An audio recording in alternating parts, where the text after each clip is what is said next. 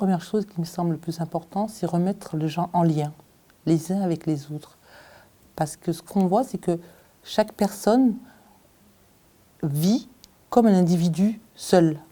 Alors qu'il est prouvé que dans d'autres cultures, vous avez la culture du village, de la famille, où tout le monde se réunit, où il n'y a pas de limite au groupe.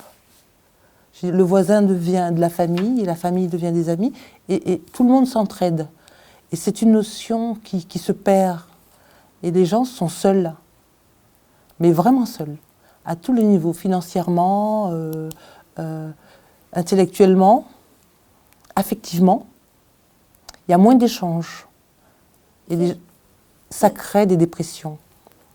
Pas au Secours catholique, pas au sein du Secours catholique, au sein de ma vie de tous les jours. Parce que bon, le lieu du Secours catholique, justement, c'est fait pour réunir les gens, qu'il y ait des échanges.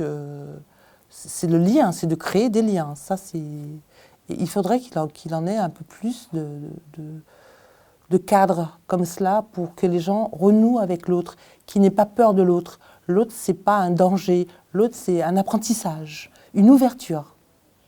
Est-ce que vous auriez un exemple?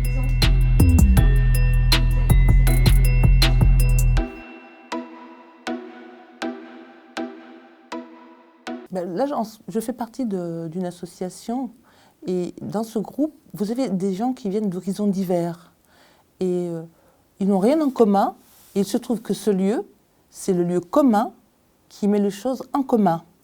Donc on en discute de choses diverses et variées, on s'échange, on apprend à se connaître et l'autre a toujours quelque chose à vous apprendre, peu ou prou ce que vous entendez, mais ça vous oblige à aller vers l'autre. Moi, j'ai vécu très longtemps à Montpellier. Et quand je suis revenue à Lyon, qui est ma ville natale, je me suis créé un réseau. Mais si je n'avais pas fait cette démarche d'aller vers l'autre, je serais isolée chez moi. Et cette démarche-là, j'aimerais que ça devienne quelque chose d'automatique. Dire, je suis seule, mais il y a d'autres personnes et qui ont des choses à m'apprendre et qui me sortiront de ma solitude. Et je pourrais apprendre, échanger. C'est le propre de l'homme, d'être en contact avec l'autre.